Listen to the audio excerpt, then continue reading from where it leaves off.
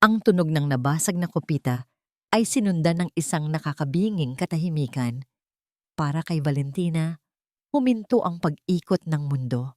Ang tanging nakikita niya ay ang mamahaling red wine na dahan-dahang kumakalat sa puting-puting damit ng lalaking nasa harap niya.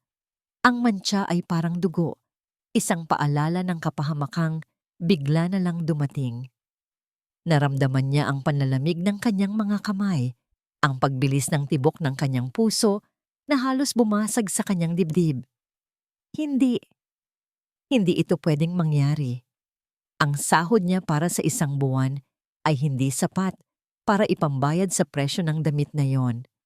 At ang mawalan ng trabaho ngayon, ang isiping iyon ay isang matalim na punyal na tumusok sa kanyang sikmura. Paano na ang nanay niya? Ang mga gamot na kailangan nitong inumin araw-araw? Pasensya na po, sir. Hindi ko po sinasadya. Halos pabulong niyang sabi. Ang boses niya ay nanginginig. Yumuko siya para pulutin ang mga bubog kahit na alam niyang wala na itong magagawa. Ngunit hindi siya pinansin ng lalaki. Sa halip lumingon ito sa kasama nitong hapon at nagsalita sa wikang Aleman, ang boses ay mababa at puno ng paghamak. Diese ungeschickte Kellnerin, sie gehört nicht hierher. Koboy bangvong venay, kota kong tuok venoyday. Sa isang iglap, nawala ang lamig ng takot sa katawan ni Valentina. Napalitan iyon ng isang pamilyar na init na gumapang mula sa kanyang tiyan hanggang sa kanyang mukha. Galit at nasaktang karangalan. Dahan-dahan siyang tumayo. Inangat niya ang kanyang mukha. Sinalubong ang malamig na mga mata ng lalaking milyonaryo. Ang mga mata nito, bagamat gwapo, ay walang bahid ng anumang awa. Para sa kanya, si Valentina ay isang langaw na dapat iwasan. Ngunit hindi siya isang langaw. Isang malalim na hininga ang kanyang pinakawalan. At nang siya ay magsalita, ang boses niya ay kalmado, matatag, at nasa perpektong wikang Aleman. Entschuldigen Sie, Sir. Aber meine Würde ist mehr wert als Ihr Hemd. Xin lỗi ngài, nhưng nhân phẩm của tôi còn đáng giá hơn cái áo của ngài. Nakita ni Valentina ang pagbabago sa mukha ni Ricardo Santoro. Ang pagkagulat na dumaan sa mga mata nito, ang bahagyang paggawang ng kanyang mga labi. Sa unang pagkakataon, mula nang mangyari ang insidente, tiningnan siya nito na para bang isa siyang tunay na tao. Ang kasama nitong Hapon, isang matandang lalaki na may malalim at matalinong mga mata, ay hindi nagsalita. Ngunit isang bahagyang ng ngiti ang sumilay sa labi nito, isang nangiting puno ng hiwaga. Anong nangyayari dito? Dumating ang manager ng restaurant, ang mukha ay namumutla sa takot. Mr. Santoro, pasensya na po sa nangyari. Valentina, sa opisina. Hindi na lumingon si Valentina. Habang naglalakad siya palayo, naramdaman niya ang mga matang nakatitig sa kanyang likuran. Alam niya, tapos na siya sa trabahong ito. Ang bigat ng mundo ay muling bumalik sa kanyang mga balikat. Ngunit sa likod ng lahat ng iyon, may isang maliit na bahagi sa kanya na nakaramdam ng tagumpay. Hindi nakita ni Valentina, ngunit nang siya'y makalayo, lumingon ang Hapon na si Mr. Tanaka sa kanyang assistant at bumulong sa sarili nilang wika. Miyanbay ano nyo singnitsuite shirobete kudasai. Ricardo, isang linggo na ang lumipas, ngunit ang sikat ng araw ay hindi pa rin makapasok sa opisina ni Ricardo Santoro. Hindi dahil sa makapal na kurtina, kundi dahil sa mabigat na ulap ng galit at kahihiyan na bumabalot sa kanya. Di Kellnerin, bulong niya habang nakatitig sa skyline ng Makati. Ang boses ni Valentina, ang bawat salitang Aleman na binitiwan nito, ay patuloy na umaalingaw-ngaw sa kanyang isip. Hindi niya maunawaan kung paanong ang isang simpleng waitress ay may ganoong katalinuhan at higit sa lahat, ganoong tapang. Hindi ang damit niya ang problema. Ang problema ay ang pagiging tama nito. Ang kanyang würde, ang kanyang karangalan, ay tiyak na mas mahalaga kaysa sa anumang piraso ng tela. Isang matalim na tunog ang nagpabalik sa kanya sa realidad. Ang telepono, ang pangalan ng kanyang ama, si Don Emilio Santoro, ay lumabas sa screen. Nasaan na ang kontrata, Ricardo? Ang boses ng kanyang ama ay malamig at walang pag-aalinlangan. Tandaan mo, ang Santoro Group ay hindi nagpapaabala. Kapag lumabas si Tanaka dyan na walang pirma, ang pangalan mo ang babasagin ko. Pumikit si Ricardo. Ang kontrata ni Tanaka, ang kanyang tanging pagkakataon upang patunayan ang kanyang sarili, upang makawala sa anino ng kanyang ama. Ang proyektong ito ay hindi lamang tungkol sa pera. Ito ay tungkol sa kanyang pagkatao. Bukas na ang huling meeting pa. Alam mo kung gaano kadetalyado si Mr. Tanaka. Magiging maayos ang lahat. Dapat lang, Ricardo. Dahil kung hindi, ikaw na mismo ang maghahatid ng resignation letter mo. Ang tawag ay naputol. Bumagsak si Ricardo sa kanyang upuan, naramdaman ang bigat ng 1,000 tonelada. Kinabukasan, sa boardroom ng Santoro Group, ang tensyon ay kasing kapal ng usok. Si Mr. Tanaka, ang pinuno ng isang malaking Japanese conglomerate, ay tila walang pakialam sa mga PowerPoint presentation ni Ricardo. Sa halip, nakatingin ito sa labas ng bintana. Mr. Santoro, ani Mr. Tanaka, sa pamamagitan ng kanyang interpreter na Hapon, ang negosyo ay hindi lang tungkol sa mga numero. Ito ay tungkol sa tiwala. At ang tiwala ay nagmumula sa tunay na pagkakaintindihan. Kailangan ko ng interpreter na hindi lang magaling sa salita, kundi marunong ding bumasa sa pagitan ng linya. Si Ricardo, na handa na magpresenta ng kanyang huling trump card, ay natigilan. Hindi ba magaling ang interpreter namin, sir? Siya ang pinakamahusay sa bansa. Ngumiti si Mr. Tanaka. Ang ngiti ay magalang, ngunit may kakaibang kahulugan. Ang pinakamahusay ay hindi laging angkop, Mr. Santoro. Ang kailangan ko ay ang iyong waitress, si Miss Valentina Morales. Muntik nang bumagsak si Ricardo mula sa upuan. Ano? Ang tanong niya ay tila sumabog sa loob ng silid. Mr. Tanaka, imposible iyan. Siya ay isang waitress. Wala siyang profesional na karanasan. Ang sabi mo, kalmadong sabi ni Mr. Tanaka, ay kailangan mo ang kontrata na ito. Ito ang aking kondisyon. Ang kanyang katalinuhan at paninindigan noong 1 linggo ay mas nagbigay tiwala sa akin kaysa sa lahat ng pinag-aralan ng iyong mga empleyado. Naramdaman ni Ricardo ang kanyang dugo na kumukulo. Pinipilit niya siyang yumukod sa isang babaeng minura niya. Para siyang inilalagay sa gitna ng isang bitag. Ang kanyang karangalan laban sa kanyang karera. Napatayo si Ricardo. Pakiusap, bigyan niyo ako ng 1 oras para pag-isipan ito. Sa kanyang opisina, tinawag niya agad ang kanyang assistant. Hahanapin mo si Valentina Morales. Kahit saang lupa-lupa yan, hanapin mo. Sabihin mo sa kanya, ibibigay ko ang anumang halaga na gusto niya. Ipaalala mo sa kanya. Ang trabahong ito ay pansamantala lang at strictly professional. Pero sir, nag-aalangan ng assistant. Siya po ay wala pong credentials, sir. Wala akong pakialam sa kanyang credentials. Ang kailangan ko ay ang pirma ni Tanaka. At kung ang isang waitress ang susi para makuha ko yon, isusubo ko ang pride ko. Ang salitang pride ay mapait sa kanyang dila. Kung may isang tao man na kayang magpababa ng pride niya, iyon ay si Valentina. Bigla siyang natigilan. Isang ideya ang pumasok sa kanyang isip. Tama. Hahayaan ko siyang maging interpreter. Hahayaan ko siyang tingnan ang mundo ko. At pagkatapos, kapag tapos na ang lahat, makikita niya kung gaano kalaki ang agwat sa pagitan ng mundo namin. Hinding-hindi siya magiging bahagi ng mundo ko. Ang kanyang pride ay nagbigay daan sa isang bagong pag-aakala. ang pag-aakalang siya ang makokontrol ng sitwasyon. Ang kanyang assistant ay tumayo sa pinto, naghihintay. Sige na, sabi ni Ricardo. Ang kanyang boses ay mas matigas kaysa dati. Hanapin mo na siya. Ang amoy ng gamot at antiseptiko ay tanging pabango ni Valentina sa loob ng maraming taon. Nakaupo siya sa tabi ng hospital bed ng kanyang ina. Hinahaplos ang payat nitong kamay.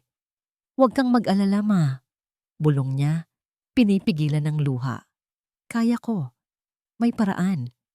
Hindi ko hahayaang mawala ka sa akin. Nagsimula na ang chemotherapy at kasabay nito, ang hindi na mabilang na bayarin. Ang maliit na ipon ni Valentina ay naubos na. Ang trabaho niya sa La Estancia ay nawala. Sa puntong ito, ang pag-asa ay tila isang malabong bituin sa napakalawak na dilim. Saka dumating ang alok. Nang magring ang kanyang luma at sirang cellphone, ang pangalang lumabas sa screen ay Santoro Group.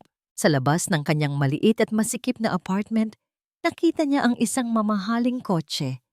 Lumabas ang assistant ni Ricardo, isang lalaking mukhang hindi kailanman nagpawis sa kanyang buhay, dala ang isang makapal na folder. Ang alok, isang hindi kapani-paniwalang mataas na sweldo para sa isang linggong trabaho bilang interpreter ni Mr. Tanaka. Ang halaga ay katumbas ng sweldo niya sa La Estancia sa loob ng 6 na buwan. Napabuntong hininga si Valentina. Ito ay parang isang biyaya mula sa langit, ngunit alam niya na may kapalit.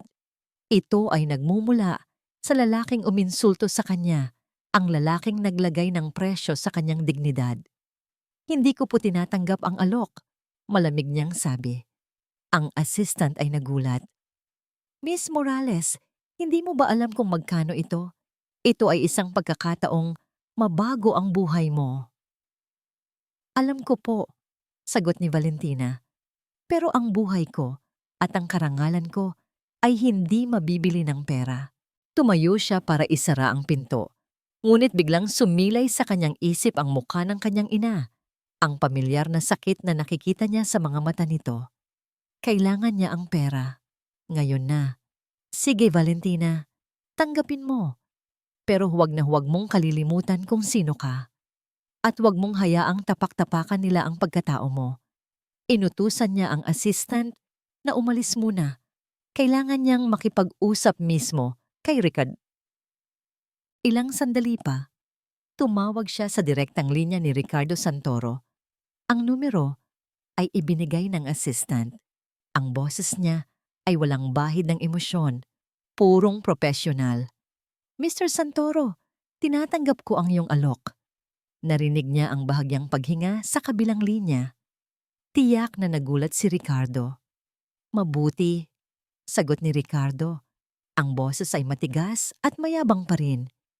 Sa opisina ka bukas, maaga.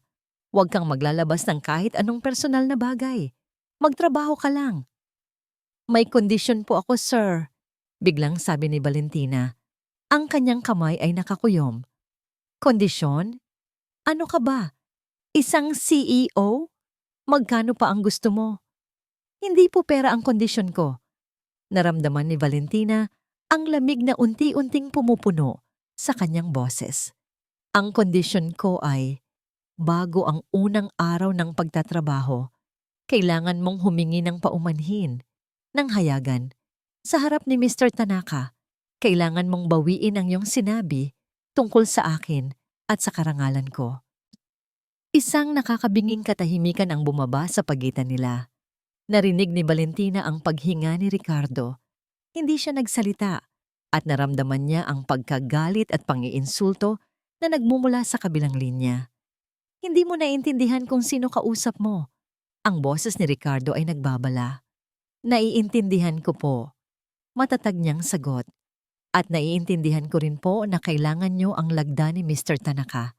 Kaya kung hindi niyo magagawa yon, hindi ko rin po kayang tanggapin ang alok niyo. Hindi niya alam kung paano siya nakakuha ng ganoong tapang. Siguro, dahil wala na siyang mawawala. Ang tanging natitira sa kanya ay ang kanyang dignidad. Sige, Miss Morales, mariing sabi ni Ricardo. Ang bawat salita ay parang bakal na tinataga. Pero tandaan mo, kapag nasa kumpanya ka na, akin ka. Ako ang amo mo at hinding-hindi ko malilimutan ang ginawa mong ito. Ang tawag ay naputol. Si Valentina ay napaupo sa sahig. Nanginginig ang kanyang buong katawan, ngunit hindi sa takot, kundi sa kasiyahan.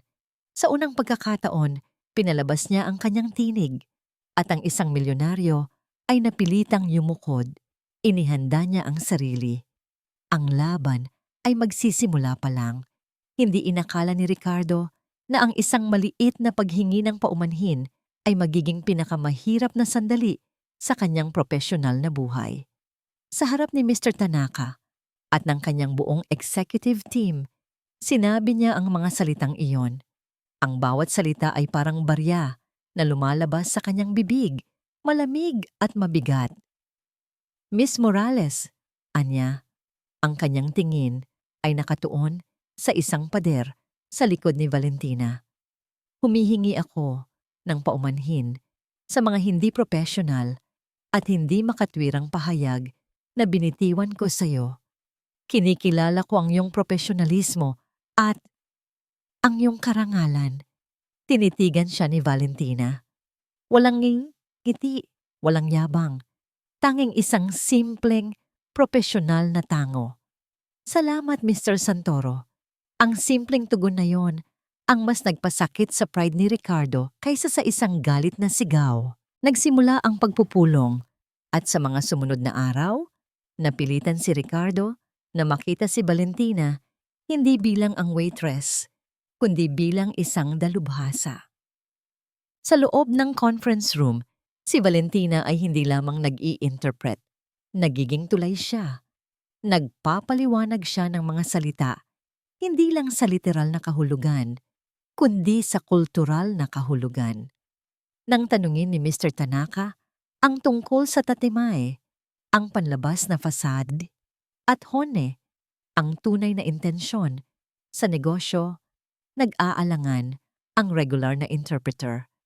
Ngunit si Valentina, na hindi man lang tumitingin sa mga tala, ay agad na nagpaliwanag sa napakahusay na Tagalog gamit ang isang metapora na tumama mismo sa punto. Ang hone ng Santoro Group ay ang magbigay ng mas mahusay na buhay para sa karaniwang Pilipino, matatag niyang sabi habang nag-i-interpret kay Mr. Tanaka. Ang aming tatimae ay ang magpakita ng profesionalismo. Alam namin na ang dalawang iyon ay dapat na balansihin upang magkaroon ng tunay na tiwala. Tumingin si Ricardo kay Valentina. Ang kanyang mga salita ay hindi lang teknikal. May kaluluwa, may paninindigan. Hindi niya maikakaila. Ang kanyang presensya ay nagbigay ng bagong lakas sa mga negosasyon. Sa pagitan ng mga pagpupulong, minsan ay nahuhuli niya ang kanyang sarili na nakatitig sa kanya. Sa unang pagkakataon, hindi dahil sa galit, kundi dahil sa pag-uusisa. At bahagyang paghanga. Isang hapon, habang nag-e-edit sila ng isang dokumento, aksidenteng nagdikit ang kanilang mga kamay sa ibabaw ng lamesa. Ang kuryente ng pagdikit na yon ay mabilis, ngunit matindi, sapat para mapilitan si Ricardo na bawiin ang kamay niya na tila napaso. Nagtaas ng tingin si Valentina. Ang kanyang mga mata ay nanlaki. Sa isang iglap, nawala ang profesional na air na bumabalot sa kanya. Nakita ni Ricardo ang mabilis na pamumula ng kanyang pisngi. At doon, sa maikling sandali na yon, nakita niya ang isang bagay na malayo sa waitress, malayo sa matapang na interpreter. Isang simpleng babae na may napakagandang kaluluwa niya. Ang sandali ay naputol nang bumukas ang pinto. Ricky! Si Isabela Montenegro. Maganda, elegante, at pumasok sa opisina na tila siya ang may-ari nito. Siya ang anak ng isang mahabang panahon ng business partner, ang babaeng itinadhana ng kanyang ama para sa kanya. Nabalitaan ko ang tungkol sa iyong maliit na bagong interpreter, sabi ni Isabela. Ang boses ay matamis. Ngunit ang mga mata ay matalas na nakatingin kay Valentina. Lumapit siya kay Ricardo at umakbay. Miss Morales, hindi ba? Salamat sa pagtulong sa fiancé ko sa kritikal na proyektong ito. Pero ngayong malapit na ang deal, siguro ay pwede ka nang magpahinga. Kami na ang bahala dito. Nagulat si Ricardo. Hindi pa niya ipinakikilala si Isabela bilang fiancé. Tiningnan niya si Valentina na kalmadong nakatayo sa isang tabi, ngunit ang kanyang mukha ay parang yelo. Isabela, mahina, ngunit mariing sabi ni Ricardo. Si Miss Morales ay professional na interpreter ni Mr. Tanaka. Ang trabaho niya ay hindi pa tapos. At wag mo akong tawaging fiancé sa harap ng mga empleyado ko. Ngumiti si Isabela, isang pekeng ngiti. Oh, nag-aalala ka lang.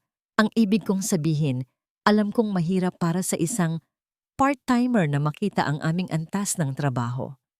Anyways, Ricky, mamayang gabi, huwag mong kalimutan ang dinner sa bahay namin.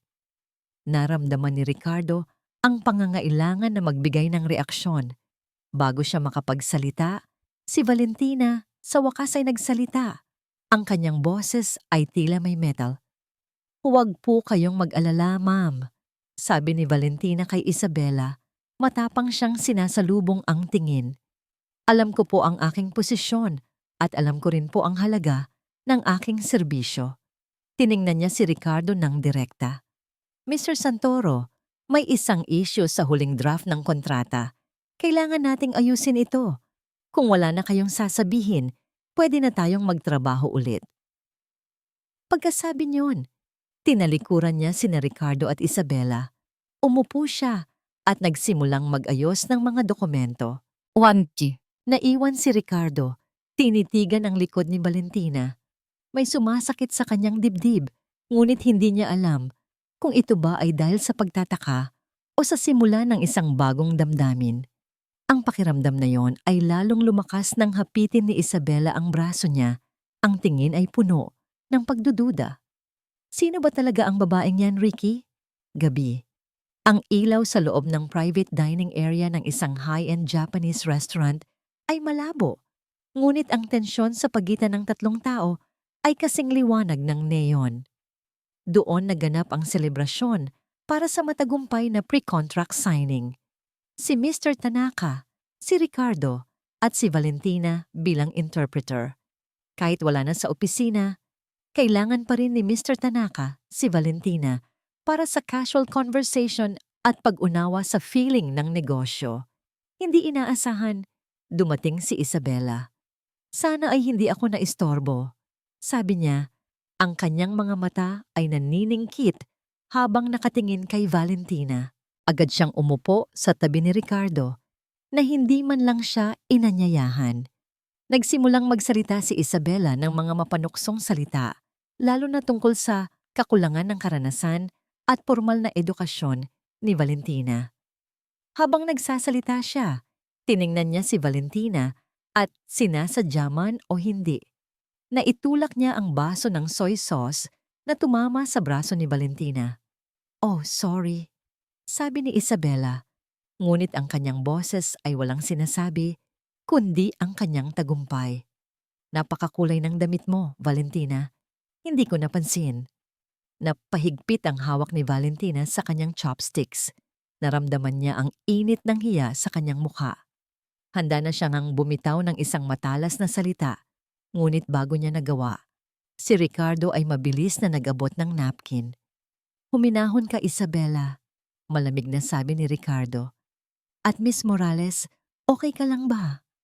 Ang simpleng pag-aalala ni Ricardo ay tila nagbigay ng isang bahagyang kirot sa puso ni Valentina. Ngunit ang sandali ng kilig ay mabilis na nawala nang yumuko si Valentina para linisin ang maliit na mantsa. Sa pagyukod niya, ang lumang kwintas na suot niya, isang silver locket na may inukit na bulaklak, ay lumabas mula sa ilalim ng kanyang blusa. Biglang tumahimik si Mr. Tanaka.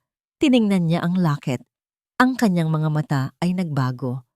Mula sa pagiging mapagmasid at matalino, ang mga ito ay napuno ng isang malalim na pag-alaala at kalungkutan. Ang kwintas na yan, sabi ni Mr. Tanaka sa Tagalog, sa napakalinaw na paraan. Saan mo yan nakuha? Nagtaka si Valentina sa kanyang biglaang pagiging emosyonal. Ito po ay bigay po ng aking ama. Ang lakit na yon ay ang tanging alaala niya sa kanyang ama na namatay ng maaga. Ano ang pangalan ng iyong ama? Tanong ni Mr. Tanaka. Ang kanyang boses ay nagbavibrate sa damdamin. Jose Morales po, sagot ni Valentina. Parang may sumabog sa silid. Si Mr. Tanaka ay hindi na nagtago. Ang kanyang kamay ay nanginginig habang hinawakan niya ang kwintas. Matagal ko nang hinahanap ang pamilya ni Jose. Sabi niya, ang kanyang mga mata ay naluha. Galing sa tatay ko ang kwintas na yan. Ito ay isang simbolo ng kanilang pagkakaibigan at utang na loob. Teka, Mr. Tanaka. Pagputol ni Ricardo na labis na naguguluhan. Tumayo si Mr. Tanaka at lumingon kay Ricardo. At ang paggalang na ipinakita niya kay Valentina ay hindi malilimutan. Mr. Santoro, malinaw niyang sabi, tumuturo kay Valentina. Ang babaeng ito ay hindi lamang isang interpreter. Ang kanyang ama, si Jose Morales, ang nagligtas sa buhay ng aking ama noong bata pa ako sa isang aksidente sa Japan. Ang pamilya niya ay matapang at may karangalan, kaya't tinanggihan nila ang lahat ng tulong ko. Lumingon siya kay Valentina at sa harap ng lahat, yumukod siya ng malalim. Ang Japanese bow ay puno ng taos-pusong paggalang. Miss Morales, sa wakas ay nakita na rin kita. Hindi ko nahahayaang mahirapan ka. Si Valentina, si Ricardo at si Isabela ay nakatulala. Ang mundo ay umiikot para kay Valentina. Ang lalaking naging susi sa kanyang trabaho ay may utang na loob sa kanyang ama. Tumayo si Isabela, ang kanyang mukha ay parang kulay abo. Tiningnan niya si Mr. Tanaka na nakayuko. Pagkatapos ay kay Valentina. Ang kanyang mga mata ay nagbabaga. Si Ricardo naman ay natulala. Ang babaeng hinusgahan niya ay hindi lamang isang matalinong waitress. Siya ay anak ng isang bayani na ang karangalan ay sinubukan niyang bastusin. Ang utak ni Ricardo ay tila isang washing machine na umiikot ng mabilis. Ang paggalang ni Mr. Tanaka kay Valentina, ang lalaking yon na halos hindi makipagkamay sa sinuman, ay nagbigay ng matinding suntok sa kanyang sikmura. Ang babaeng ininsulto niya ay biglang naging ang anak ng bayani. Ngunit ang damdamin ay hindi lamang tungkol sa kahihiyan. May kakaiba, mapanganib na emosyon na nagsisimulang umusbong. Selos. Tinitigan niya ang bagong relasyon na nabuo sa pagitan ni Valentina at ni Mr. Tanaka. Ang mga mata ni Mr. Tanaka ay puno ng pagmamahal na tila isang ama na nagbigay kay Valentina ng isang proteksyon na hindi pa niya nararamdaman. Nagsimulang mag-alok si Mr. Tanaka ng tulong nang walang alinlangan sa medikal na gastusin ng ina ni Valentina. Nakita ni Ricardo ang pagkilos ni Mr. Tanaka na inabot ang kanyang checkbook. Bagamat nakita rin niya ang mabilis na pag-iling ni Valentina, ang kanyang utak ay agad na nagprotesta. Siya ay tumatanggap ng tulong mula kay Tanaka. Siya ay magbabago. Lahat sila ay nagbabago. Sa sumunod na araw, umupo si Isabela sa opisina ni Ricardo. Ang mukha ay seryoso, tila nag-aalala. Hindi ako magtitiwala sa kanya, Ricky, bulong ni Isabela. Ang kanyang boses ay tila isang lason na dahan-dahang gumagapang sa tenga ni Ricardo. Si Miss Morales, ang biglang paglitaw na yon ni Mr. Tanaka, hindi ba ito masyadong perfect? Huwag kang magsimula, Isabela, sabi ni Ricardo. Ngunit ang kanyang boses ay hindi matatag. Naalala mo si Lali? Tanong ni Isabela. Tumama sa pinakamalalim na ugat si Lali. Ang babaeng minahal ni Ricardo noong siya ay isang simpleng estudyante. Ang babaeng may malaking pangarap na umalis sa hirap. Ang babaeng nagsumpa ng pagmamahal niya at pagkatapos ay umalis kasama Ang isang mas matandang lalaking milyonaryo, iniiwan si Ricardo na bali ang puso at puno ng puot. Ganoon din si Lali noon, Ricky. Matalino, inosente, at alam mo, may ganoong kwento ng hirap. Pero lahat ay may presyo. Kapag nakakita sila ng mas malaking oportunidad, tinatalikuran nila ang lahat. Nilahad ni Isabela sa mesa ang mga larawan na kinuha ng kanyang mga investigador. Mga larawan ni Valentina na nakikipag-usap sa mga matatandang negosyanteng lalaki sa labas ng mga hotel. Siyempre, hindi alam ni Ricardo na ang mga taong iyon ay matagal nang kaibigan ng kanyang ama na may utang na loob. Kailangan niya ng pera, Ricky. Kailangan niya ng pangmatagalang pinansyal na kasiguruhan, patuloy ni Isabela. At nakita niya ang pagkakataon kay Mr. Tanaka. Ginamit niya ang kwintas, ginamit niya ang kwento ng kanyang ama, at ginamit kanya para makapasok. Hinawakan ni Ricardo ang kanyang ulo.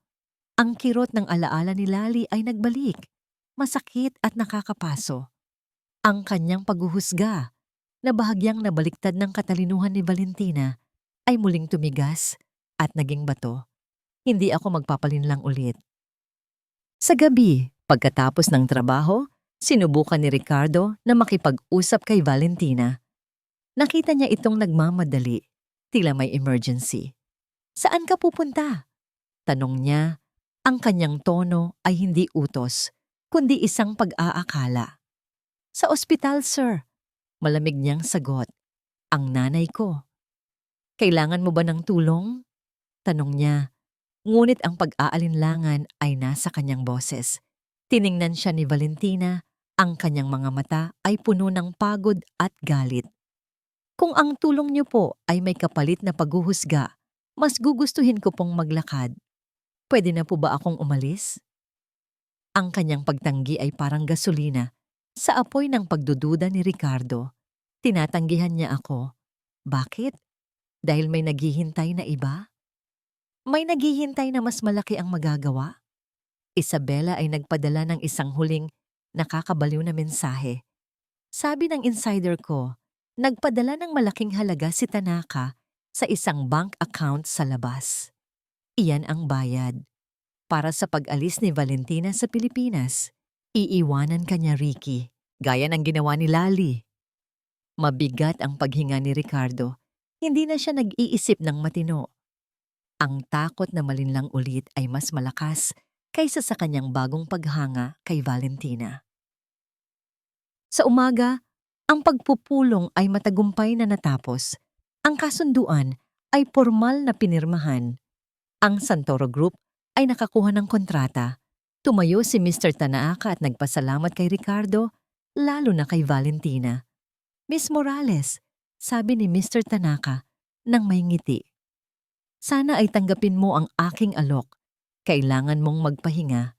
Sabi ko sa'yo, gusto kong personal na tulungan ang pamilya mo bilang kapalit ng utang na loob namin.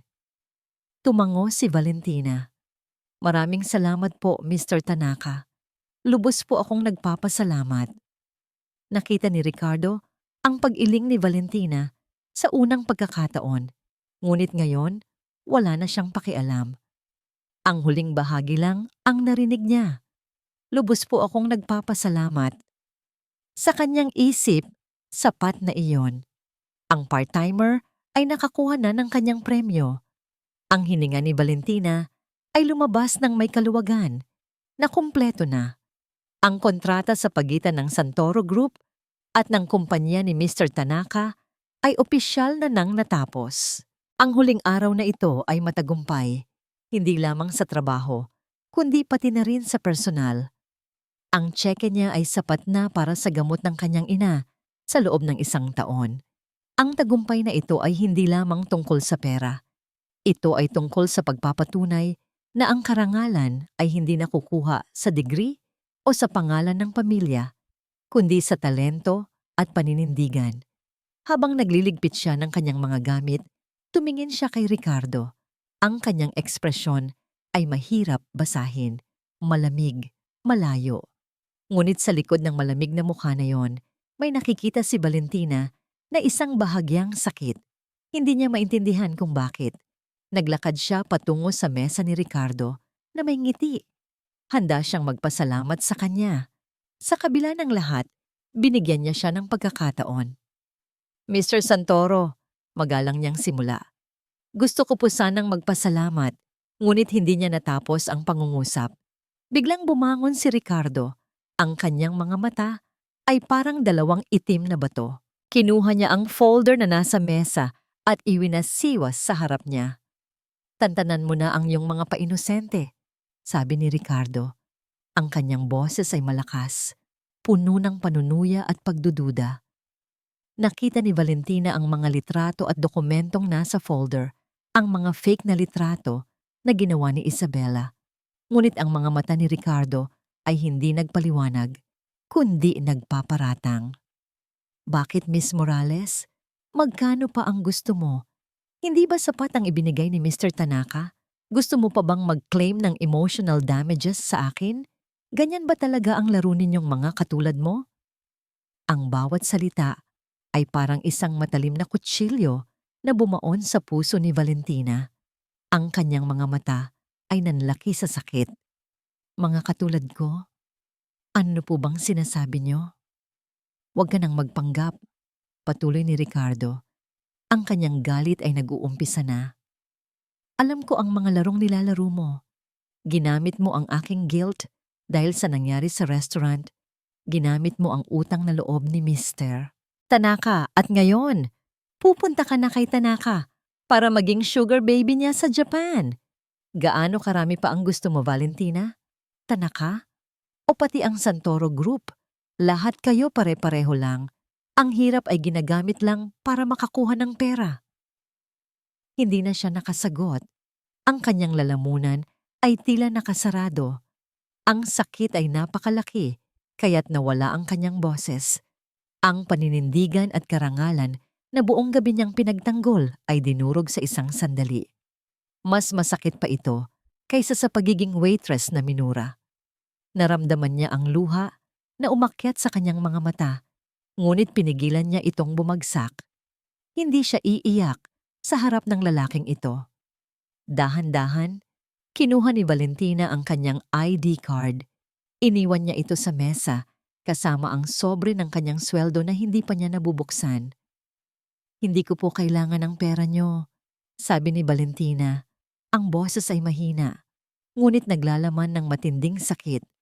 At hindi po ako katulad ng iniisip niyo. Ang tanging pagkakamali ko lang ay nag-akala ako na may nakita kayong masigit pa sa waitress na inaakala niyo. Tumingin siya sa mga mata ni Ricardo.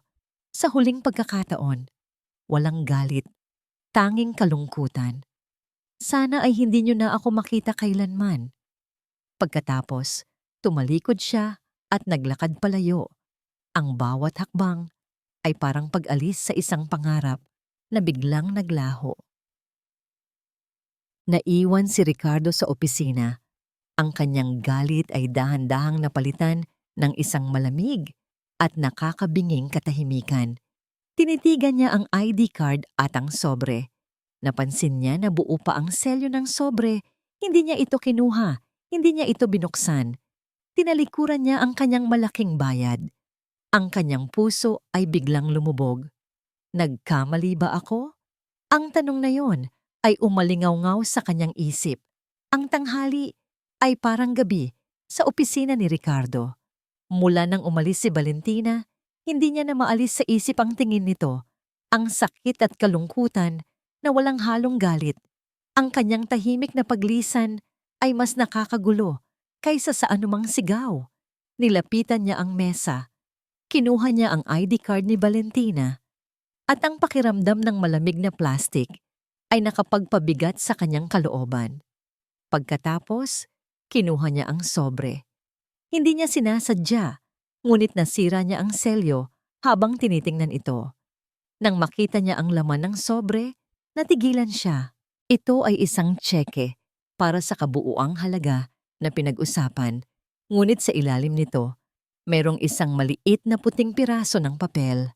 Ito ay isang note na nakasulat sa Tagalog na may nakakakilala at malinis na sulat kamay ni Valentina.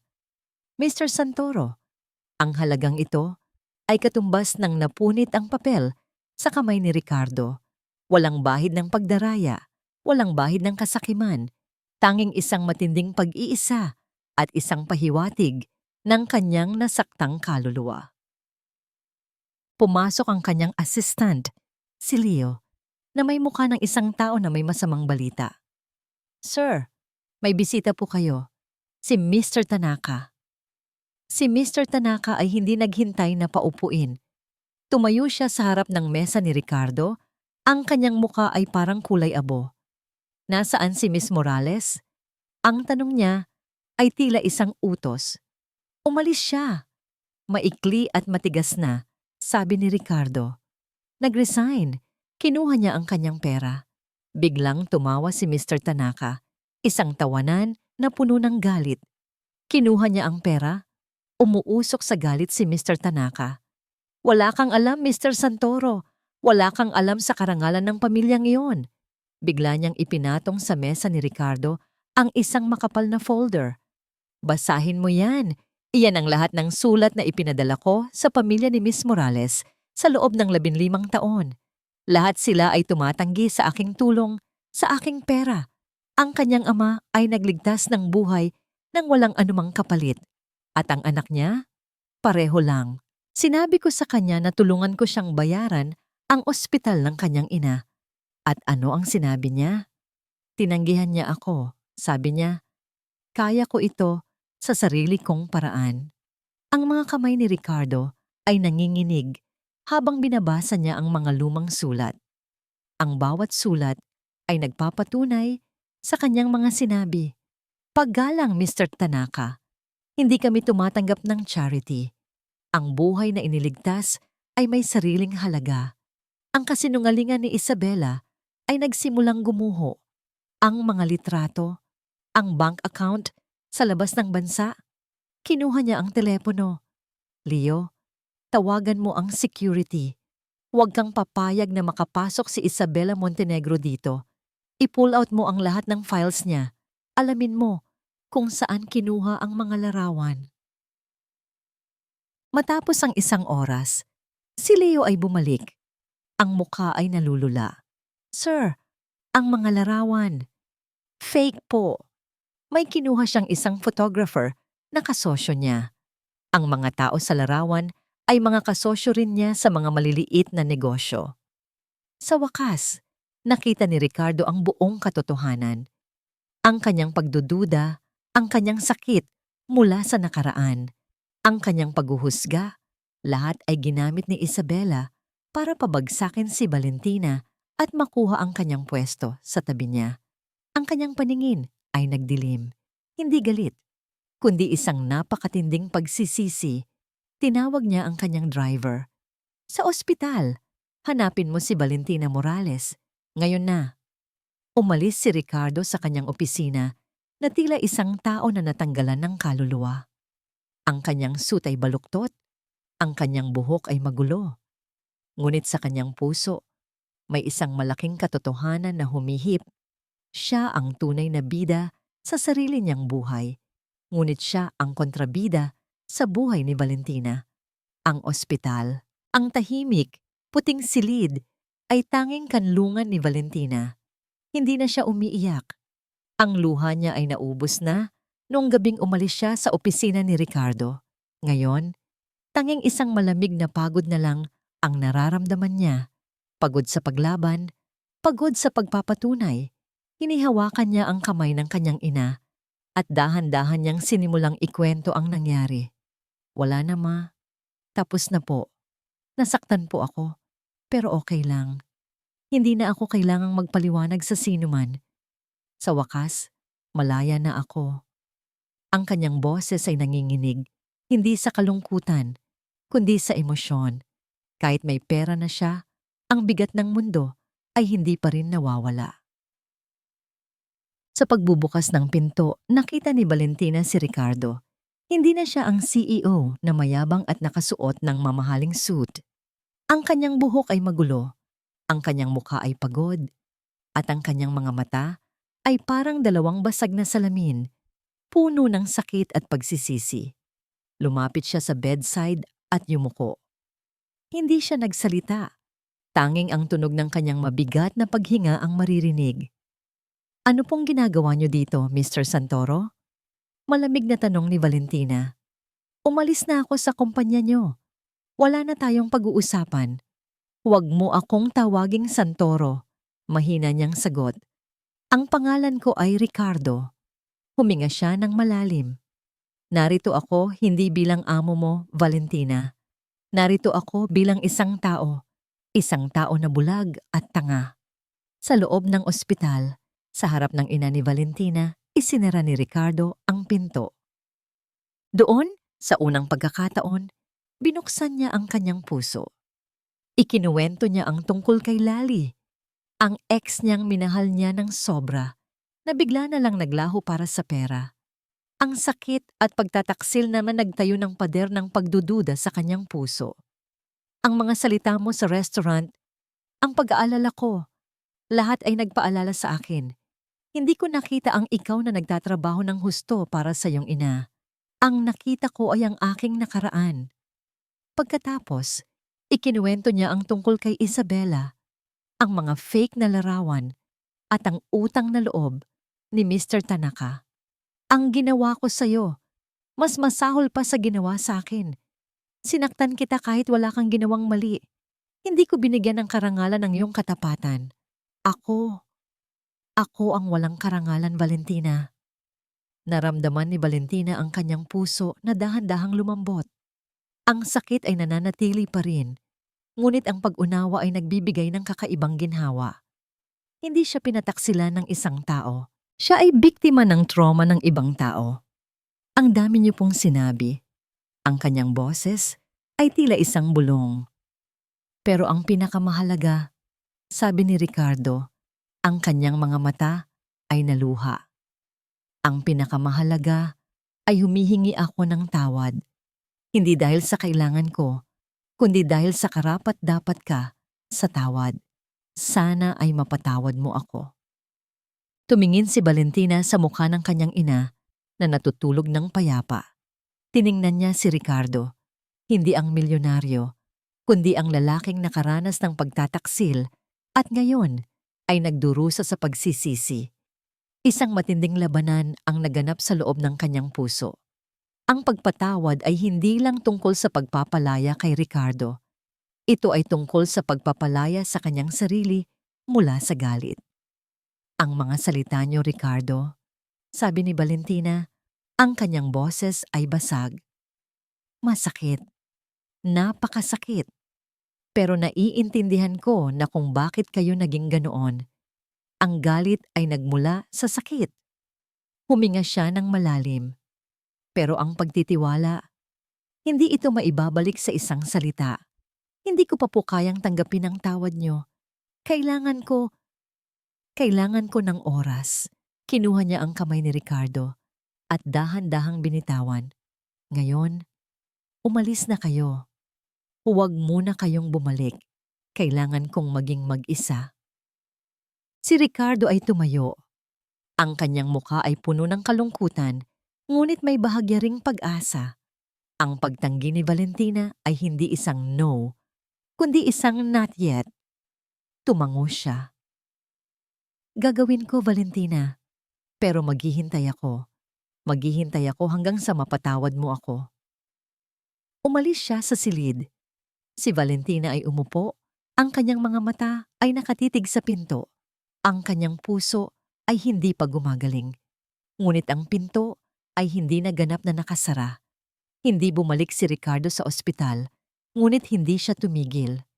Ginagamit niya ngayon ang kanyang kapangyarihan at kayamanan, hindi para magpakita ng yabang, kundi para magbigay ng tunay na halaga. Ang unang hakbang niya ay ang harapin si Isabela. Isang formal na pagpupulong ang naganap sa harap ng kanilang mga magulang. Walang sigawan, tanging malamig at detalyadong presentasyon ng lahat ng fake na ebidensya na ginawa ni Isabela. "Hindi ko na itutuloy ang kasunduan pa," sabi ni Ricardo sa kanyang ama. Hindi ako magpapakasal sa isang babae na kayang sirain ang karangalan ng isang inosenteng tao para sa pera. Galit man ang kanyang ama, ngunit ang katatagan ni Ricardo ay hindi pa niya nakita kailanman. Sa kauna-unahang pagkakataon, nakita ng kanyang ama ang isang leader, hindi isang spoiled brat. Ang pangalawang hakbang niya ay ang pagtulong sa nanay ni Valentina nang hindi ipinaparamdam na may utang na loob ito. Sa tulong ni Mr. Tanaka, inayos niya ang medical team at binayaran ang lahat ng gastusin sa pamamagitan ng isang anonymous donor. Ang donor ay si Mr. Tanaka na binayaran ni Ricardo.